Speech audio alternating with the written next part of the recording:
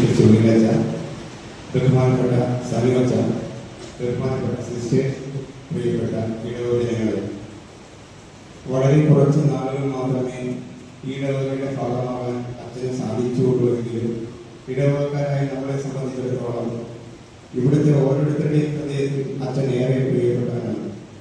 അച്ഛൻ ഈ ഇടവകയിൽ എത്തിച്ചേർന്ന ദിവസം മുതൽ ഇന്ന് വരെ ഓരോ ദിവസവും ജീവിതത്തിലൂടെ ഒരു ആത്മീയ സാന്നിധ്യമായി വിശ്വാസികളെ ആത്മീയമായി വളർത്തുന്നതിൽ അച്ഛന്റെ സേവനം അഭിനന്ദനം അർപ്പിക്കുന്നു. അച്ഛന്റെ തിരുവചന പ്രസംഗങ്ങൾ സഭയെയും ദീപയെയും ആഴത്തിലറിയുവാൻ ഞങ്ങളെ സഹായിച്ചു എന്നത് എടുത്തു പറയേണ്ട ഒന്നാണ്. അച്ഛൻ ഞങ്ങളോട് കാണിച്ച വ്യക്തിപരമായ പരിഗണനയും സ്നേഹവും ഞങ്ങൾക്ക് മറക്കാൻ ആവില്ല. കഴിഞ്ഞ കുറച്ച് ദിവസങ്ങളായി ശാരീരിക അസ്വസ്ഥത മൂലം ആശുപത്രിയിലായിരുന്ന നമ്മുടെ പ്രിയപ്പെട്ട അച്ഛൻ ഈ ദേവിനെ അർപ്പിച്ചുകൊണ്ട് ഞങ്ങൾക്കൊരു അനുഗ്രഹമായി തീരുന്നതിൽ ഞങ്ങൾ നന്ദി പറയുന്നു. ഈ ഇടവകയിലെ ഞങ്ങൾ ആരെങ്കിലും അച്ഛനെ വേദനിപ്പിക്കാൻ ഇടയാക്കിയിട്ടുണ്ടെങ്കിൽ അച്ഛനോട് ഞങ്ങൾ മാപ്പ് പറയുന്നു. ഇപ്പോൾ അച്ഛൻ വിശ്രമ ജീവിതത്തിലേക്ക് കടക്കുമ്പോൾ ദൈവം അച്ഛനെ എപ്പോഴും കൈപിടിച്ച് നടത്തട്ടെ. അച്ഛനെ 1000 ആരോഗ്യ പ്രാർത്ഥനകൾ നേരുന്നതോടൊപ്പം ഞങ്ങളുടെ മനസ്സിൽ വേദനയും നന്ദിയും ഒരുപോലെ നിലനിൽക്കുന്നു. ഒരിക്കൽ കൂടി നന്ദി പറയുന്നതിനോടൊപ്പം അച്ഛൻ്റെ പ്രാർത്ഥനയിൽ ഇടവകക്കാരായി ഞങ്ങളെ ഓർക്കണമെന്ന് പറഞ്ഞുകൊണ്ട് ഞങ്ങളുടെ ഈ സ്നേഹമൊക്ക കൊടുക്കുവാൻ വൈസേർമാൻ യോഗ്യമായി സ്വീകരിക്കാൻ വികാരിച്ചനെയും ഞാൻ ശ്രമിക്കുന്നു.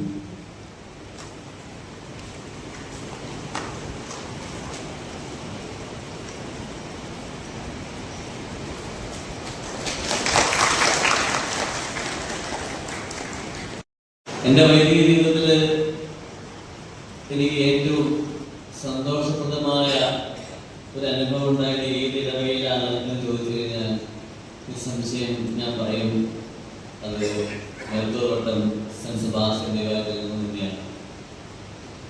മറ്റിടവുകളിലെല്ലാം തീർച്ചയായിട്ടും ആളുകളുടെ സഹകരണം ഉണ്ടായിരുന്നു, കുറേ സ്നേഹം കാണിക്കുമായിരുന്നു. പക്ഷേ ഇവിടെ നിലനിർത്തായിരുന്നു എല്ലാവരും തന്നെ സ്നേഹപ്രകടനം കാണിക്കുകയും എന്നെ സ്വന്തമായി സ്വീകരിക്കുകയും ചെയ്തു. അത് മറക്കാൻ കഴിയില്ല. ചില വ്യക്തിത്വങ്ങൾ ഞാൻ എടുത്ത് പേര് പറയുന്നില്ല, ചില വ്യക്തിത്വങ്ങളുണ്ട്. അവരെ എൻ്റെ ഹൃദയത്തിൽ എന്നും നിലനിൽക്കും. കാരണം എൻ്റെ അസുഖത്തിൻ്റെ അവസരങ്ങളിലെല്ലാം ഓടി വന്ന് മാലാഖയെ പോലെ സഹായിക്കുവാനും ആശുപത്രിയിൽ വിടുവാനും അതുപോലെ തന്നെ കൂടെ ഇരിക്കുവാനും ഒക്കെ കരുതലോടെ സമയം കണ്ടെത്തി അവരെ വിഗ്രഹിക്കും മറക്കാൻ കഴിയില്ല. പിന്നെ കുറേ ഡയാലിസിസ് കഴിഞ്ഞ് കഴിയുമ്പോൾ തീർച്ചയായിട്ടും പൂർണ്ണമായി റിക്കവർ ചെയ്യും. പോയപ്പോൾ 15 പോയിന്റിലൊക്കെ ആയിരുന്നു പറയാനും. ഇപ്പം 1-2 കാര്യങ്ങൾ എടുത്ത് പറയാനുള്ള ഇടവേള എന്ന് പറഞ്ഞാൽ ചില അഡ്വാൻറ്റേജസ് ഈ ഇടവേളയുണ്ട്, ഗുണങ്ങൾ. ഒന്ന്, എല്ലാ വർഷവും വചന പ്രഘോഷണം ബൈബിൾ കൺവെൻഷൻ നടത്തുന്ന ഒരു ഇടവകയായതുകൊണ്ട് വചനത്തിൽ വളരുന്നതിനും ആത്മീയമായി വരുന്നതിനുമുള്ള ഒത്തിരിയേറെ സാധ്യതയുള്ള ഒരു ഇടവകയാണിത്. അതൊരു പ്ലസ് പോയിന്റാണ്. രണ്ടാമത്തെ കാര്യം, കുർബാനയിൽ വരുന്നവരെല്ലാം വളരെ ആത്മാർത്ഥമായ പങ്കെടുത്ത് പ്രാർത്ഥനകളും പാട്ടുകളും എല്ലാം പാടുന്നു. വളരെ സജീവമായ വിലയിരുത്തലാണ് നടത്തുന്നത്. മൂന്നാമത്തെ കാര്യം, ഒരു സ്വർഗീയ ഗാന ശൈലി കൂടി ഇവിടെയുണ്ട്. ഗായക സംഗീതത്തിൻ്റെ പറയാൻ പാടുമ്പോൾ ഒരു സ്വർഗീയ അനുഭൂതിയിലേക്ക് വരുന്ന ഒരു അനുഭവമുണ്ട്. മറ്റു പള്ളികളിലേക്ക് ചെല്ലുമ്പോൾ ഞാൻ പാട്ടുകാരനായ രീതിയിൽ എത്തിയാൻ പറ്റുമല്ലോ.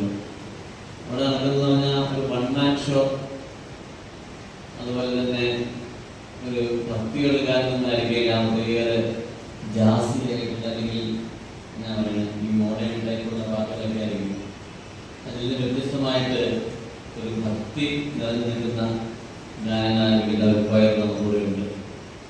അതൊരു പ്രത്യേകതയാണ്.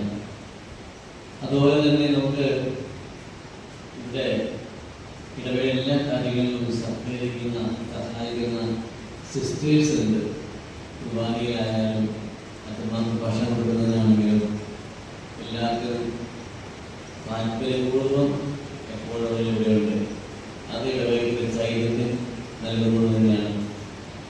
വേദപാഠ ക്ലാസ്സുകളിലും ഒക്കെ വന്ന് സഹായിക്കുന്നുണ്ട്. ഇതിന് ഒത്തിരിയേറെ കാര്യങ്ങൾ നടക്കുന്നു. അതുപോലെ അവസാനമായിട്ട് പറയാനുള്ളത്, നല്ലൊരു വേദപാഠ വകുപ്പ് നമുക്കിവിടെയുണ്ട്. നല്ല കഴിവുറ്റ അധ്യാപകർ, പ്രത്യേകിച്ച് ഇപ്പോഴത്തെ ഹെഡ് മാസ്റ്റർ. അതുകൊണ്ട് അതും ഇടവകയ്ക്ക് ഒരു മുതൽക്കൂട്ടാണ്. അങ്ങനെ ഒത്തിരിയേറെ നല്ല കാര്യങ്ങളുണ്ട്. ഇവിടെ കണ്ട് മനസ്സിലാക്കിയതാണ്. അതുകൊണ്ട് ഞാൻ ഇടവകാരെ സ്നേഹിച്ചു. അതുകൊണ്ട് എനിക്ക് സന്തോഷമുണ്ട്. കുറച്ച് നാളുകളാണെങ്കിലും ഇവിടെ ഷെയർ ചെയ്യാൻ സാധിച്ചിട്ടുണ്ടെങ്കിലും എൻ്റെ ആത്മാർത്ഥമായ രീതിയിൽ ഞാൻ ചെയ്തിട്ടുണ്ട്. വൈദികൻ്റെതായ എല്ലാ കാര്യങ്ങളിലും എനിക്ക് കുറെ ബുദ്ധിമുട്ടുകളും പ്രയാസങ്ങളും ഒക്കെ ഉണ്ടായിട്ടുണ്ടെങ്കിൽ തന്നെ അതിനെ മറികടന്ന് അങ്ങേയറ്റം ആത്മാർത്ഥതയോടെ തമ്മിൽ ഞാൻ ശ്രമിച്ചിട്ടുണ്ട്. നിങ്ങൾക്കെല്ലാവർക്കും അക്കാര്യം അറിയാം. ഒരിക്കൽ കൂടി ദൈവം നിങ്ങളെ അനുഗ്രഹിക്കുകയെന്ന് പ്രാർത്ഥിച്ചുകൊണ്ട് നിങ്ങൾക്ക് ഏവർക്കും നന്ദി പറഞ്ഞുകൊണ്ടും നിങ്ങളെ ദൈവകരങ്ങളിൽ സുരക്ഷിതമായിട്ട് എന്നും ജീവിക്കട്ടെ പ്രാർത്ഥിച്ചുകൊണ്ടും എൻ്റെ വാക്കുകൾ ഞാൻ അവസാനിപ്പിക്കുന്നു. നാളെ രാവിലെ വിമാനങ്ങളുടെ യാത്രയ്ക്ക് ശേഷം പോകും. അപ്പോൾ എന്തായാലും നിങ്ങൾ തുടർന്നുള്ള പ്രാർത്ഥന എനിക്ക് ഉണ്ടാവണം എന്ന് ഞാൻ തീർച്ചയായിട്ടും ആഗ്രഹിക്കുകയാണ്, ആവശ്യപ്പെടുകയാണ്. അവർ കൊണ്ടുപോവുകയും തിരിച്ചു കൊണ്ടുവരികയും ചെയ്തു. മറ്റൊരു അഡ്വാൻറ്റേജ്, അവർ നേഴ്സ് സിസ്റ്റത്തിൽ താമസിക്കുന്നുണ്ട്. കുത്തിവെക്കാനും മരുന്നുകൾ എടുത്തു തരാനും എല്ലാം അവരവിടെ 24 മണിക്കൂറുണ്ട്. അതുപോലെ തന്നെ എന്തെങ്കിലും അത്യാവശ്യം വന്നു കഴിഞ്ഞാൽ ബെല്ലടിച്ചാൽ മതി, സഹായിക്കാനുള്ള ബൈസ്റ്റാൻഡേഴ്സ് ഓടിയെത്തും. മറ്റൊരു അഡ്വാൻറ്റേജ്, എന്തെങ്കിലും ഫുഡിൻ്റെ കാര്യത്തിൽ എന്ത് വേണമെന്ന് പറഞ്ഞാലും സ്പെഷ്യലായിട്ട് രോഗികൾക്ക് അനുസരിച്ചിട്ടുള്ള ഫുഡുകളെല്ലാം തയ്യാറാക്കി തരും.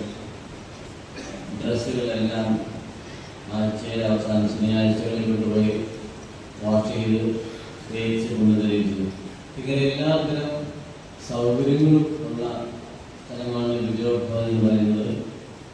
അതുകൊണ്ട് അവിടുന്ന് കൊടുക്കുന്നതായിരിക്കും കൂടുതൽ പ്രായോഗികവും നല്ലതെന്ന് കരുതിയാണ് ഞാൻ അവിടെ മാറിയത്. ഇവിടെ നിന്നായി കഴിഞ്ഞാൽ ആഴ്ചയിൽ 3 ദിവസം ഒരു ഡ്രൈവറെ കിട്ടാൻ, എറണാകുളത്തേക്ക് പോയി വണ്ടി ഓടിച്ചുകൊണ്ടുവരാനും തിരിച്ചു കൊണ്ടുവരാനും ഒരാളെ കിട്ടുക അത്ര പ്രായോഗികമല്ല.